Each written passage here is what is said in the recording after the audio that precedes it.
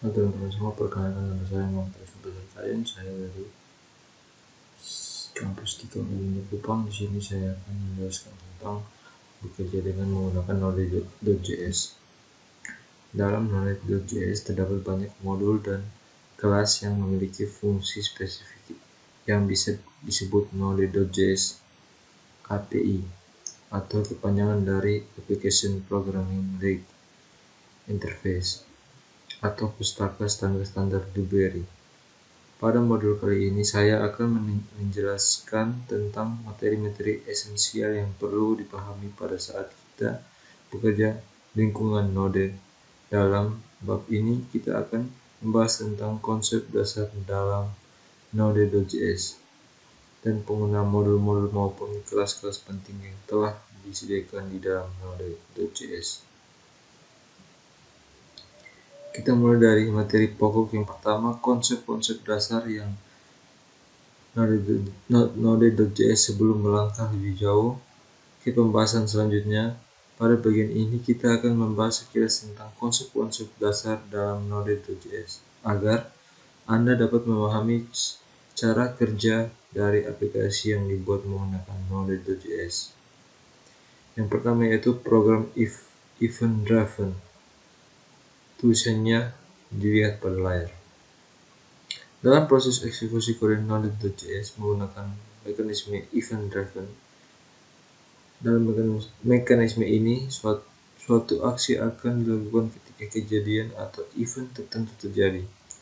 Mekanisme event driven pada umumnya digunakan pada aplikasi-aplikasi berbasis GUI atau pada saat kita menggunakan JavaScript untuk memanipulasi objek DOM atau dokumen objek model di web browser. Sebagai contoh, suatu aksi akan dilakukan setelah tombol tertentu diklik atau setelah item di dalam combo box diubah. Aksi biasanya ditulis dalam bentuk fungsi dan sering disebut sebagai event handle, kode yang digunakan untuk menangani event tertentu. Pada saat aplikasi Node.js dieksekusi, Node.js akan menjalankan event loop dan aplikasi akan berada dalam keadaan menjalankan diam atau idle sampai mendengarkan atau menunggu suatu event terjadi. Sebagai contoh, kita akan ketika terjadi permintaan dari komputer klien, aplikasi Node.js akan mendeteksi permintaan tersebut sebagai event dan akan menjalankan fungsi yang dijadikan sebagai event handle. Perhatikan contoh kode di layar. Pada contoh di layar, kita dapat membuat objek dari kelas HTTP server atau kelas server yang berbeda dalam modul HTTP.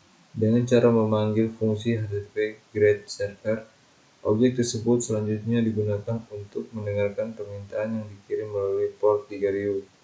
Setiap permintaan yang terjadi akan memicu event request yang kemudian akan ditangani oleh fungsi onRequest. Berikutnya, kita akan mempelajari kelas event emitter. Node.js memfasilitasi mekanisme event driven melalui kelas event emitter yang berada dalam modul events. Sebagian besar kelas di dalam Node.js merupakan turunan dari kelas event emitter. Semua objek dari kelas event emitter dan kelas-kelas turunannya dapat memicu terjadinya event tertentu. Sebagai contoh, readStream akan memicu event open ketika suatu file dibuka untuk dibaca datanya. Node.js mengizinkan kita untuk mendefinisikan event tertentu pada objek yang kita buat. Syarat objek tersebut perlu dibuat menggunakan kelas event emitter atau kelas keturunan dari kelas event emitter. Perhatikan contoh program berikut ini.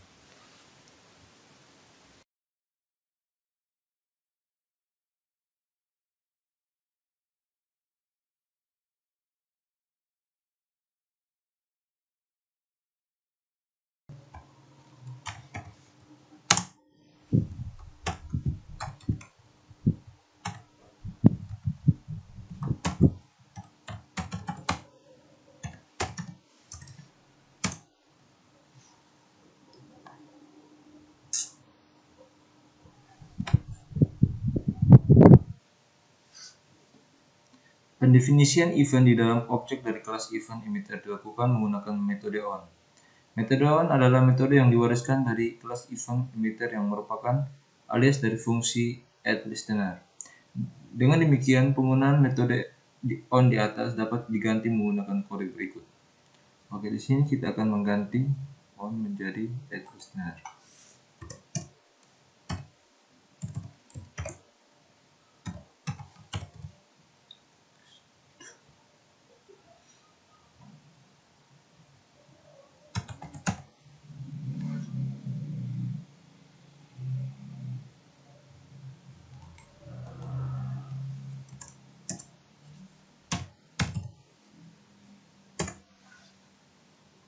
Oke, di sini kita akan menyimpannya. Ctrl S. Sini kita akan nanti cls untuk membersihkan. Mode.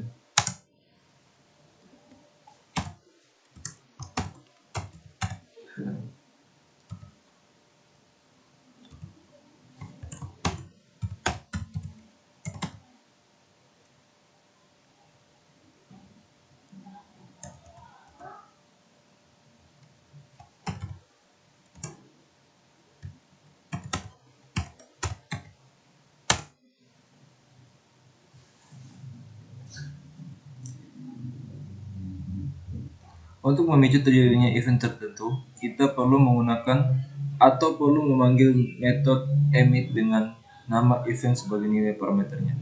Sebagai contoh, untuk memicu terjadinya event mulai kita perlu menulis kode berikut ini.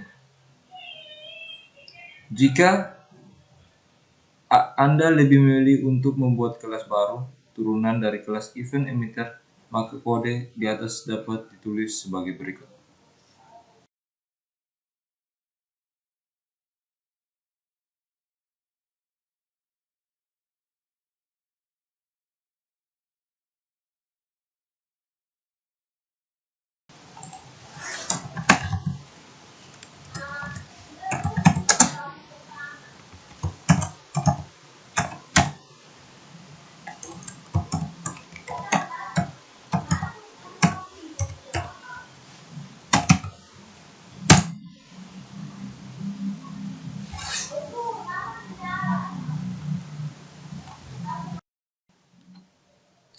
Blocking I/O dan non-blocking I/O.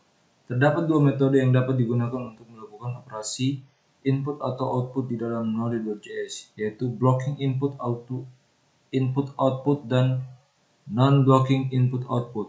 Dalam metode blocking I/O, proses eksekusi kode akan dilakukan sesuai urutan atau sinkronus, sedangkan dalam metode non-blocking I/O, eksekusinya dilakukan tidak sesuai urutan atau asynchronous.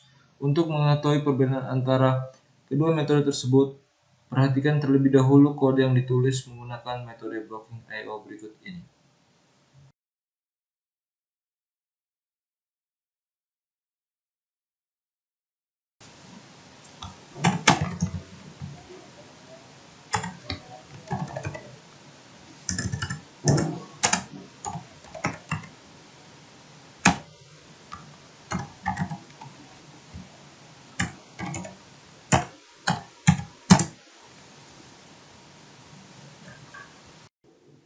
Pada metode blocking I/O seperti di layar, perintah program akan dieksekusi sesuai dengan urutannya.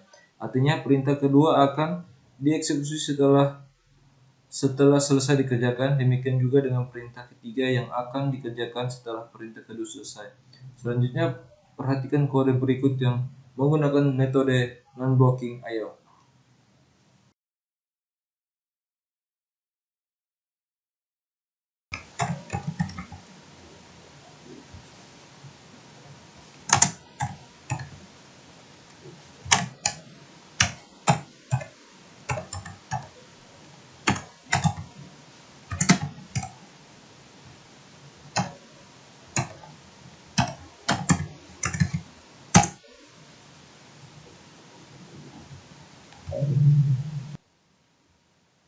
Kali ini, perintah program tidak dieksekusi berdasarkan urutan, Pada contoh di layar, kita dapat menunda eksekusi perintah kedua selama 2 detik menggunakan fungsi setTimeout. Sambil menunggu waktu tunda selesai, Node.js akan mencoba untuk menjalankan perintah-perintah lain yang dapat dieksekusi lebih dulu. Dengan demikian, fungsi setTimeout merupakan fungsi yang akan dipanggil menggunakan metode non-blocking I/O sebagai besar pustaka standar yang berkaitan dengan I/O. Di dalam Node.js disediakan dalam dua versi, yaitu versi untuk blocking I/O dan versi untuk metode non-blocking I/O. Fungsi-fungsi yang menggunakan metode blocking I/O pada umumnya ditandai dengan akhiran syn, yang berarti sinkronos. Sebagai contoh, membaca isi file, kita dapat menggunakan metode blocking I/O dengan memanggil fungsi fetch.readFileSyn. Perhatikan contoh berikut.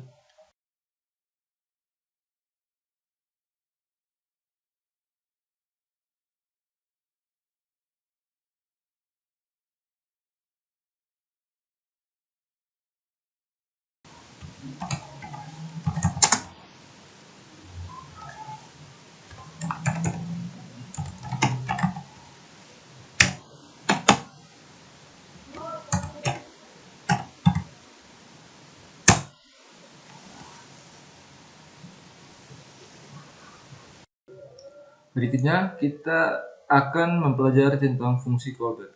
Dalam Node.js, event header banyak diimplementasikan menggunakan fungsi callback, yaitu fungsi yang dapat diperankan sebagai parameter dan fungsi lain.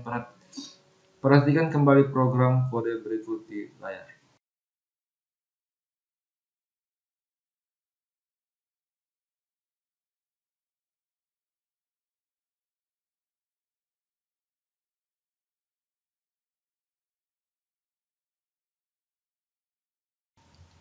Pada kode di layar, fungsi onRequest dijadikan sebagai fungsi callback pada saat memanggil metode on dari objek server. Sebagian besar fungsi callback yang digunakan di dalam Node.js adalah fungsi tanpa nama atau unanimous function. Dengan demikian, kode di layar ini dapat ditulis sebagai berikut.